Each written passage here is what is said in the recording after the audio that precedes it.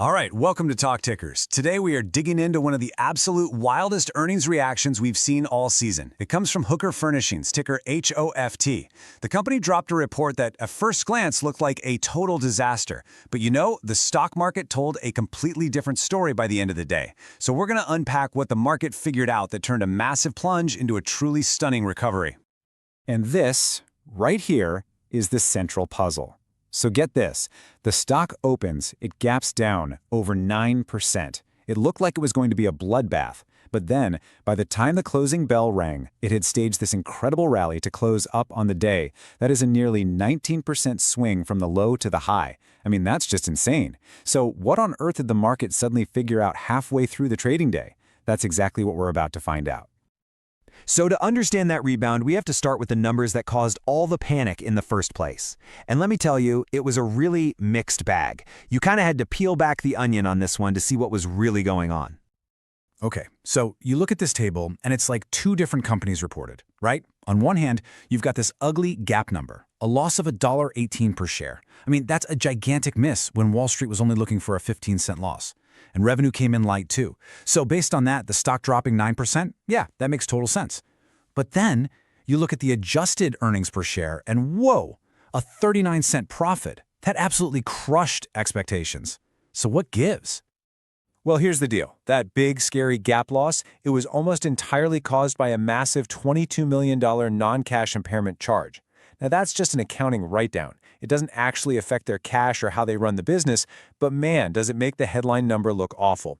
The adjusted story, though, the one the market eventually woke up to, strips out all that noise. And what it shows is a business that was actually profitable. They even improved their gross margins. This was clue number one that maybe things weren't as bad as they looked. And that right there leads us to the real reason this stock did a complete 180. The market finally looked past all the accounting mess and saw a company that was in the middle of a huge, aggressive strategic reset. The headline number for this whole reset, over $25 million. That's how much they've managed to slash in annualized fixed costs. And listen, this isn't some temporary belt tightening. Management was really clear. They called this a permanent reset of how much it costs to run the company. And this plan really shows they're not just tinkering around the edges. They are fundamentally reshaping the entire business. They're getting rid of the dead weight, selling off brands that weren't pulling their weight. They're also getting a lot smarter with their cash. Yeah, they cut the dividend, which might sting a bit, but they turned around and authorized a new $5 million share buyback. The message to the market is crystal clear. We are building a leaner, more focused, and way more profitable company for the future. And hey, just a quick sidebar on that term, discontinued operations. It's pretty much just accounting speak for the parts of the business they're selling off. The whole point is to let you, the investor, see how the real, core business is doing without all the noise from the stuff they're getting rid of. It's all about focus. Okay, so if the reset is about cleaning house and building a stronger foundation, what are they going to build on top of it? Well, that's where the new growth story kicks in, and it all comes down to a single, really powerful brand partnership. I mean, just listen to this quote from the CEO. You almost never hear a chief executive talk like this. He's saying the early orders and just general excitement for their new Margaritaville collection are beyond historic levels. We're talking 3 to 4 times bigger than any product launch in their entire history. This isn't just another chair or table, folks. Management thinks this is a complete game changer. So why is this such a big deal? Well, for one, management made it super clear this is all new revenue. It's not just stealing sales from their other product lines. They believe they've basically bolted on a whole new business to the company. To them, they've created a whole new business for Hooker. I mean, think about that. It's like adding a brand new engine to the car. This is that fresh, organic growth that Wall Street just loves to see. All right, so let's put it all together. You've got the messy quarter, you've got this aggressive restructuring plan, and you've got this huge new growth catalyst. So where does that leave us? What's the call? Well, that brings us to our forward-looking view, the next call. We are assigning a market perform rating to HOFT. Now, I know, after all that positive talk, you might be surprised. The turnaround story is definitely compelling, but, and it's a big but, there are still some pretty significant hurdles they have to clear. So here's our thinking. The thesis is what we're calling a cautious but proactive turnaround. On the plus side, there's a lot to like. The hard part of the cost-cutting is done.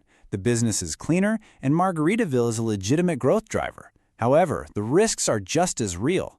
The overall economy for home furnishings is still really tough, with housing and inflation being major headwinds. And let's be honest, everything, I mean everything, is riding on them nailing this Margaritaville launch and turning it into real, consistent growth.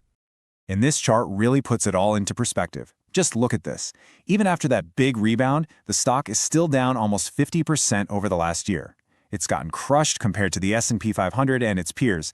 This really shows you the deep hole they're trying to climb out of. But, you can flip that around. It also suggests there could be a ton of upside if, and that's a big if, this turnaround strategy really takes hold.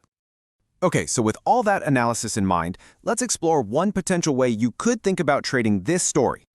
And before we go any further, let me say this loud and clear. This is not financial advice. This is just a speculative idea for educational purposes.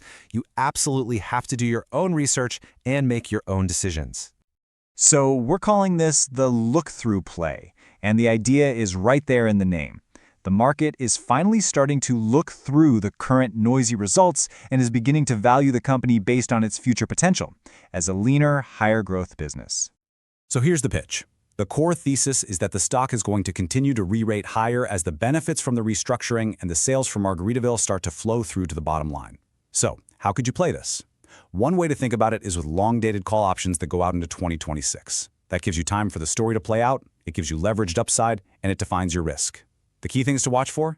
Any hard data that shows Margaritaville is selling well, continued improvement in their margins, and of course, any sign that the tough housing market is starting to thaw. And that really leaves us with the big question, not just for Hooker Furnishings, but for this entire sector. After a really brutal couple of years with a company like HOFT taking these kinds of drastic steps to reinvent itself, have we finally hit the point where the worst of the news is fully priced in? That right there is the multi-million-dollar question. Thanks for tuning in, and one last time, this is not financial advice.